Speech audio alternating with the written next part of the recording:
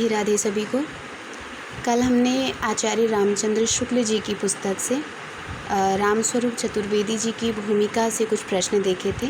आज उसी क्रम को आगे बढ़ाते हैं।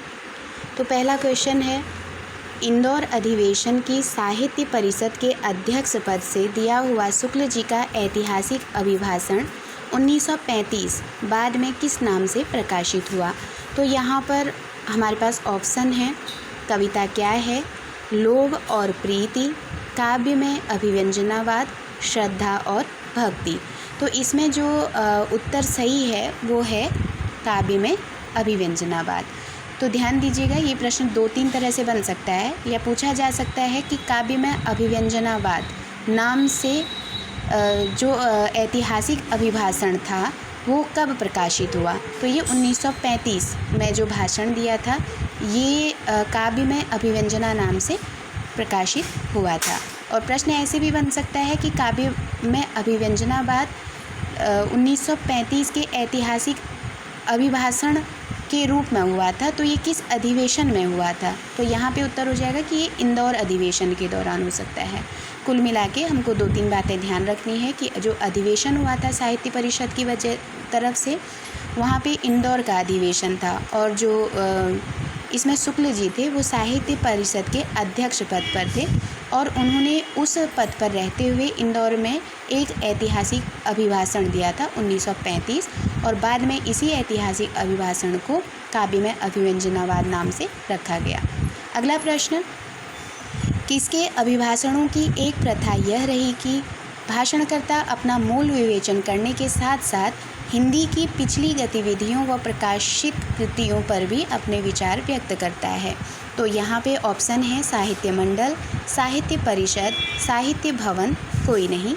तो यहाँ पे आंसर होगा साहित्य परिषद, क्योंकि ये जो साहित्य परिषद थी इसमें एक प्रथा थी कि ये जो व्यक्ति अभिभाषण या भाषण देता था वह अभिभाषणों में अपना खुद का विवेचन भी करता था और साथ में जो पिछली गतिविधियां या जो प्रकाशित कृतियां हैं उन पर भी अपना विचार व्यक्त करता था। तो ये कौन थे? तो ये साहित्य परिषद थी।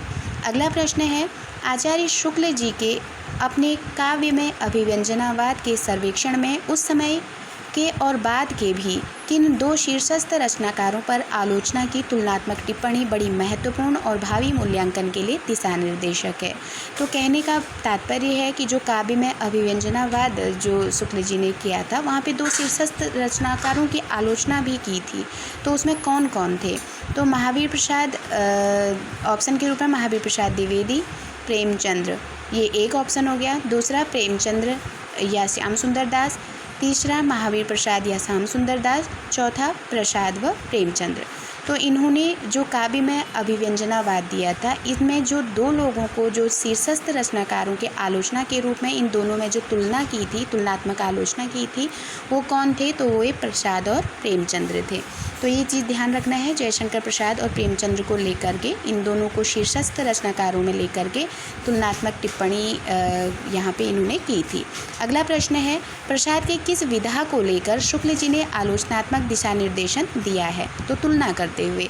तो जो ऊपर हम पढ़े हैं कि काव्य में अभिव्यंजनावाद लेकर के जो शीर्षस्थ रचनाकारों पर आलोचना की थी इन्होंने तुलनात्मक रूप में, तो उसमें जो जयशंकर प्रसाद और प्रेमचंद्र को इन्होंने शीर्षस्थ लेखकों के रूप में चुना था, उसमें से प्रसाद के किस रचना या किस विधा को लेकर के इन्होंने आलोचना की थी?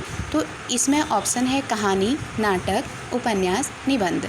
तो आंसर हो जाएगा नाटक। इन्होंने प्रसाद के नाटकों को लेकर के और प्रेमचंद्र के उपन्यासों को लेकर के, दोनों को लेकर के तुलना की थी। तो यहाँ पे हो जाएगा नाटक। अगला प्रश्न है, प्रेमचंद्र के किस विधा को लेकर शुक्ल जी ने आलोचनात्मक दिशा निर्देशन किया है? तो यहाँ पे ऑप्शन है उपन्यास, कहानी, नाटक, निबंध। तो आंसर हो जाएगा उपन्यास। तो यहाँ पे उपन्यास आंसर हो जाएगा। आगे कथन देखेंगे। यह देख मुझे अत्यंत आनंद होता है कि प्रसाद प्रसाद जी के नाटकों में इस प्रकार के विकास के पूरे लक्षण मिलते हैं। मेरे देखने में अच्छे सामाजिक नाटकों का अभाव अभी बना है। इसके लिए प्रसाद जी से न कहूँगा। जिस ऐतिहासिक क्षेत्र को उन्होंने लिया है उसी के भीतर उन्हें अपनी प्रतिभा का उत्तरोत्तर विकास करना चाहिए। ये कथन किसने कहा है? शुक्ल जी ने कहा है। तो यहाँ पे ये कथन है आचार्य शुक्ल जी का, जो अभी हम तुलनात्मक कथन की बात कर रहे थे। तो इनके नाटकों को लेकर के जो इन्होंने बात कही थी कि यहाँ स्पष्ट है एक सामाजिक शब्द आप लोगों को देखने को मिल रहा है।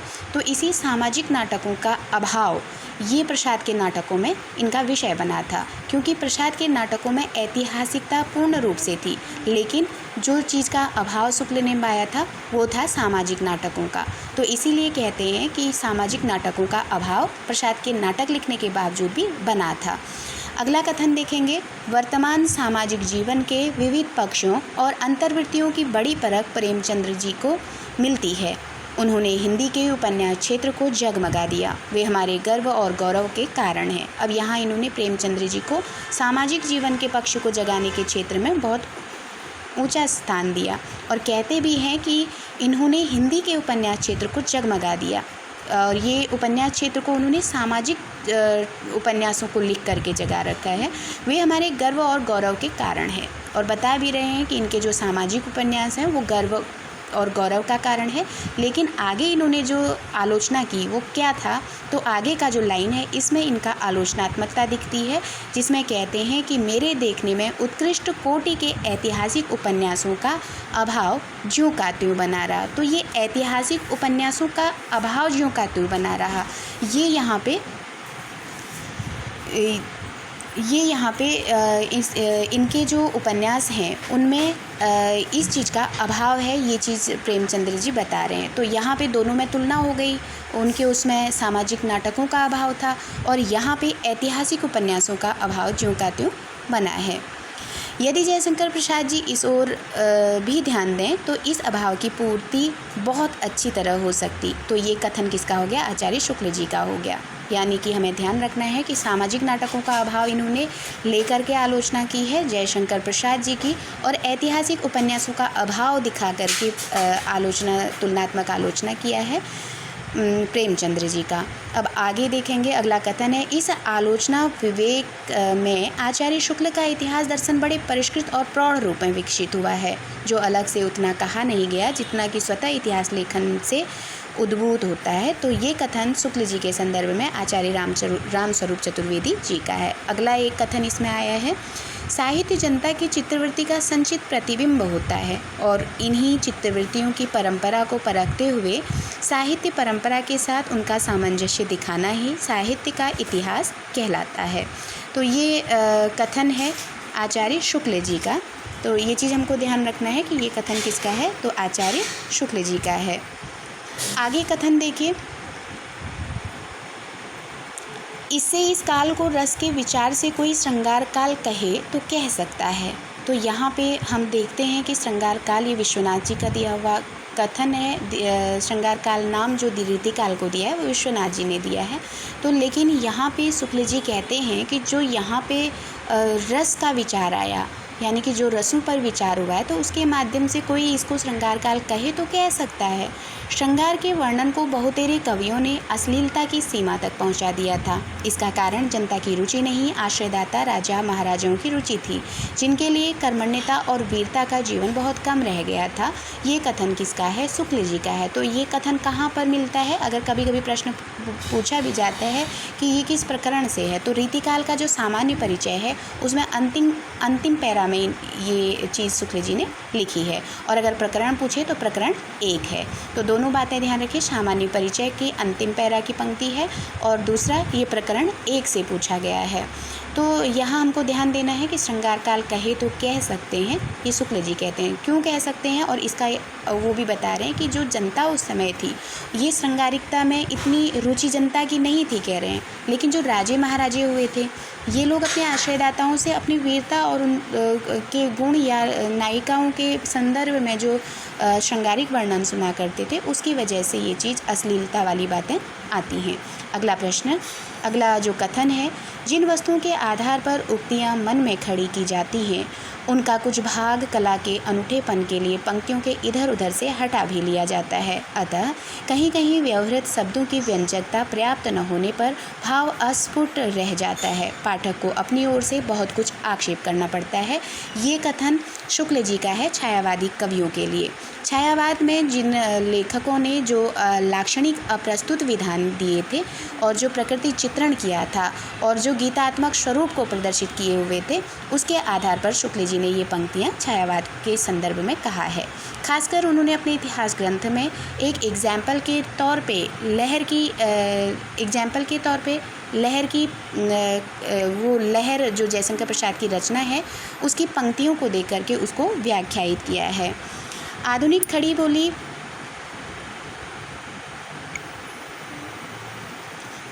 अगला प्रश्न है, आधुनिक खड़ी बोली में द्विवेदी युगीन इतिवृत्तात्मकता के बाद वस्तुतः किस काव्य से ही अर्थ संज्ञा अर्थ के विविध स्तरों की टकराहट आरंभ होती है? भारतेंदु युगीन काव्य से, द्विवेदी युगीन काव्य से, छायावादी काव्य से या सभी से? तो जो अर्थ संज्ञा या अर्थ के विविध स्तरों की जो टकराहट हुई थी ये छायावादी काव्य से हुई थी, इसलिए यहाँ उत्तर हो जाएगा छायावादी काव्य। और इस जो अर्थ संज्ञा या अर्थ के विविध स्तर हैं इसको एप्सन के प्रयोगों में अर्थ संदिग्धता कहते हैं, इसको भी ध्यान में रखना है। और दूसरा शुक्ल जी का मानना है कि ये जो अर्थ संज्ञा या अर्थ के विविध स्तरों की टकराहट है ये इसे काव्य का दोष नहीं माना गया बल्कि आधुनिक काव्य का वैभव माना जाता है, ये शुक्ल जी मानते हैं। अगला कथन है, वर्तमान लेखकों और कवियों के संबंध में कुछ लिखना अपने सिर एक बला मोल लेना ही समझ पड़ता है, पर जी न माना। वर्तमान सहयोगियों तथा उनकी अमूल्य कृतियों का उल्लेख भी थोड़े बहुत विवेचन के साथ डरते डरते किया है। तो ये कथन शुक्ल जी ने प्रथम संस्करण के वक्तव्य में दिया है और ये आधुनिक कालीन यानी कि अपने समकालीन कवियों के संदर्भ में उन्होंने कहा है। ध्यान दीजिएगा, ये कथन इन्होंने जो इनका प्रथम संस्करण छपा था उसमें कहा था। उस समय उनको उनके विषय में लिखने में थोड़ा सा भय था या डर था और उसमें ये लिखते हैं कि इसमें केदारनाथ पाठक हुए थे जिन्होंने इनकी सहायता की थी यानी कि मित्र के रूप में। तो ये चीज़ इन्होंने पहले प्रथम संस्करण में कही है, लेकिन जब इसका द्वितीय संस्करण आता है तो यहाँ पे शुक्ल जी फिर अपने बातों से बदलेंगे, उसको हम अगली पंक्ति में देखेंगे। अगला प्रश्न है, उपर्युक्त कथन में जी न माना से शुक्ल जी का क्या अभिप्राय है? तो हमने देखा कि इससे पहले जो कोटेशन कही थी उसमें उन्होंने कहा था कि जी न माना, तो इससे क्या तात्पर्य है? मन नहीं माना, सहयोगी लेखकों की प्रतिक्रिया से डर लग रहा था। तीसरा ऑप्शन है समकालीन साहित्य के प्रति दायित्व समझा इन्होंने, या सभी। तो इसमें जो शुक्ल जी ने जी न माना था उसका मतलब था कि समकालीन साहित्य के प्रति दायित्व को इन्होंने समझा था और उसी दायित्व के निर्वाह के लिए इन्होंने ये चीज़ कही है।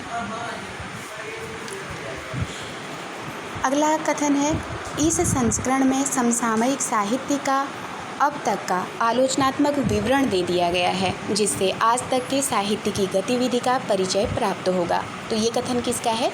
तो शुक्ल जी का ही कथन है। अब ध्यान दीजिए, ये इनके द्वितीय संस्करण जो संशोधित होकर के प्रवर्धित होकर के जो संस्करण आया था उसमें उन्होंने ये बात कही। अब क्या कह रहे हैं, उसी आधुनिक या जो इनके सामयिक जो कवि थे उनके संदर्भ में कहते हैं कि आलोचनात्मक विवरण दे दिया।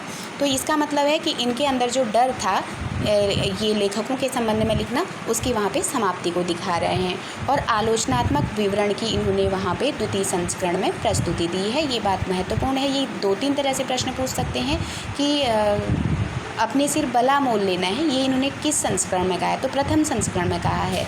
लेकिन सामयिक कवियों के बारे में आलोचनात्मक विवरण इन्होंने किस में दिया है? तो द्वितीय संस्करण में, जब संशोधित होकर के प्रवर्धित संस्करण आया था तो ये चीज़ चतुर्वेदी जी के अनुसार है कि यहाँ पे द्वितीय संस्करण में इन्होंने उन रचनाकारों के बारे में आलोचनात्मक विवरण देना शुरू कर दिया था। क्यों? और ये इनके डर की समाप्ति को दर्शाता है, ये चीज़ चतुर्वेदी जी कहते हैं। अगला कथन है, इतिहास की पुस्तक में किसी कवि की पूरी या अधूरी आलोचना भी नहीं आ सकती।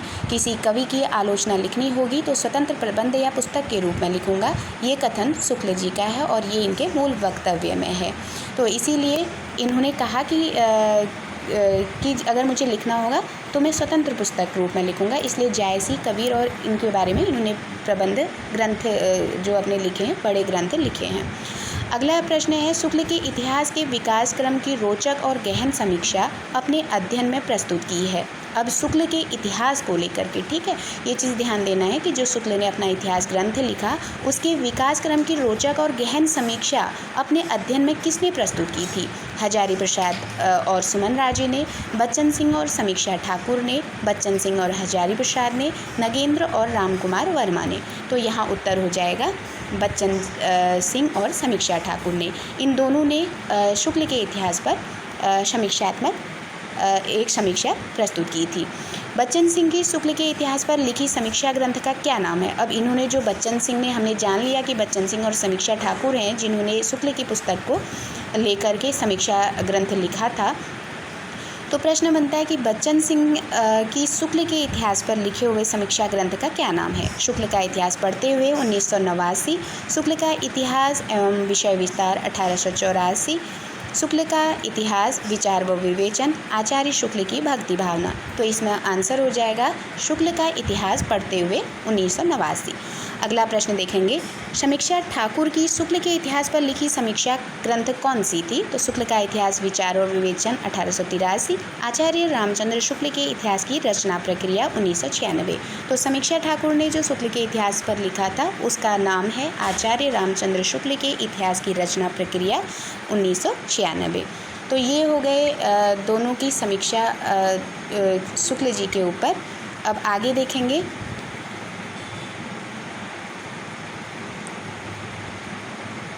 रामस्वरूप चतुर्वेदी जी ने आधुनिक काल के विविध प्रकरणों को देखते हुए किस दशक को लगभग पूरा समेटने की बात कही है? 20 के दशक को, 15 के दशक को, 30 के दशक को, 40 के दशक को। तो यहाँ पे हो जाएगा 30 के दशक को। तो यहाँ पे 30 के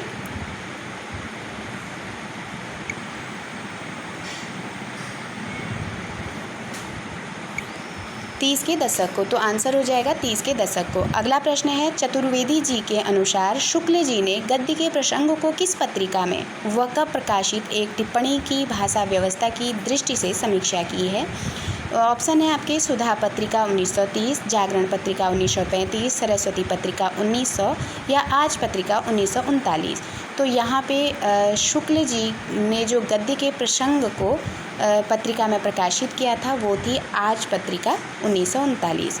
अगला प्रश्न है, शुक्ल जी की पुस्तक का संशोधित और प्रवर्धित संस्करण कब प्रकाशित हुआ था? 1930 में, 1940 में, 1945 में, 1950 में। तो इसका आंसर हो जाएगा 1940 में। हम जानते हैं इनका पहला जो इतिहास ग्रंथ आया था 1929 में आया था। बाद में फिर हिंदी साहित्य के इतिहास नाम से ये 1940 में पुनः संशोधित और प्रवर्धित होकर के प्रवर्धित संस्करण के रूप में आया था। अगला प्रश्न है, 1940 के संशोधित व प्रवर्धित संस्करण में शुक्ल जी ने, ध्यान दीजिएगा यहाँ भी प्रश्न महत्वपूर्ण है कि जो 1940 में इनका प्रवर्धित संस्करण आया था उसमें इन्होंने छायावाद की जो प्रबंध विधान में जो सबसे महत्वपूर्ण रचनाएं हम कहेंगे उनको भी उनके बारे में भी इन्होंने वर्णन किया है। तो ये चीज़ अगर पूछेंगे तो ध्यान रखना है कि 1940 के संशोधित प्रकरण में इतनी रचनाओं का इन्होंने जिक्र किया है। तो ये रचनाएं ध्यान में रखिएगा। और कब आया था? तो 1940 के संशोधित प्रवर्धित संस्करण में, ये चीज़ ध्यान रखिएगा। अब प्रश्न क्या है कि 1940 के संशोधित व प्रवर्धित संस्करण में शुक्ल जी ने पल्लव जो पंत की रचना है, झरना आंसू कामायनी ये प्रसाद जी की रचनाएं हैं, तुलसीदास ये निराला जी की रचना है, निहार रश्मि ये महादेवी जी की रचना है, गोदान ये प्रेमचंद्र जी की रचना है, चित्रलेखा ये भगवती चरण वर्मा जी की रचना है, चंद्रगुप्त और ध्रुव स्वामिनी ये जयशंकर प्रसाद जी के नाटक हैं। ये इन चीज़ों को यहाँ पे सम्मिलित किया था। इनमें इन सभी रचनाओं में जितनी भी रचनाएं यहाँ पे पढ़ी गई हैं, इसमें प्रबंध विधान सबसे अधिक ध्यान किस रचनाओं में गया। तो कहने का तात्पर्य है कि इतनी रचनाओं में से जो प्रबंध विधान के रूप में शुक्ल जी का ध्यान किन रचनाओं में विशेषता गया है प्रबंध विधान को लेकर के। तो ऑप्शन है झरना और आंसू पर, कामायनी और लहर पे, तीसरा ऑप्शन है लहर और आंसू पर, चौथा ऑप्शन है कामायनी और तुलसीदास पर। तो कामायनी और तुलसीदास पर, इसको तुलसी को थोड़ा ध्यान दीजिएगा, ये तुलसीदास रचना है निराला जी की। तो इन दोनों पर इनका ज़्यादा विशेषता ध्यान गया। यहाँ पूछा जाए इतनी रचनाओं में से प्रबंध ढंग से जो विधान था वो किन रचनाओं पर गया था इनका, तो कामायनी और तुलसीदास पर गया था। अगला प्रश्न देखेंगे, चतुर्वेदी जी के अनुसार किसके संदर्भ में कहा गया है कि सबसे बड़ी बात यह है कि पंत प्रसाद निराला महादेवी की इन्होंने आलोचनात्मक चर्चा भर नहीं है, उनके अनेक काव्य पंक्तियों से भावक टकराहट और व्याख्या का सीधा प्रयत्न आलोचक इतिहासकार ने किया है। तो यहाँ पे रामस्वरूप चतुर्वेदी जी कहते हैं कि सबसे बड़ी बात यह है कि पंत प्रसाद निराला महादेवी जो छायावादी कवि के 4 स्तंभ कहे जाते हैं, इनकी शुक्ल जी इन्होंने इनकी आलोचना भर इस लेखक ने नहीं की है, बल्कि अनेक काव्य पंक्तियों से भावक टकराहट और व्याख्या का सीधा प्रयत्न भी इस आलोचक या इतिहासकार ने किया है। तो ये किसके संदर्भ में कहा है, शुक्ल जी के संदर्भ में। कहने का तात्पर्य ये है कि चतुर्वेदी जी कह रहे हैं कि ये शुक्ल जी जो हैं इन्होंने पंत प्रसाद निराला महादेवी इन पर मात्र आलोचनात्मक चर्चा ही नहीं की है, बल्कि इन चारों जो ये छायावादी स्तंभ कहलाते हैं, इनके जो काव्य पंक्तियां हैं उनके भावक टकराहट को भी और उनकी पंक्तियों की व्याख्या का भी प्रयत्न करने का प्रयास शुक्ल जी कर रहे हैं। ये चीज़ यहाँ पे बताई गई है। तो आज इसी के साथ यहाँ पे प्रश्नों का समापन करूँगी। कल अगला फिर रामस्वरूप चतुर्वेदी जी से लास्ट वीडियो एक और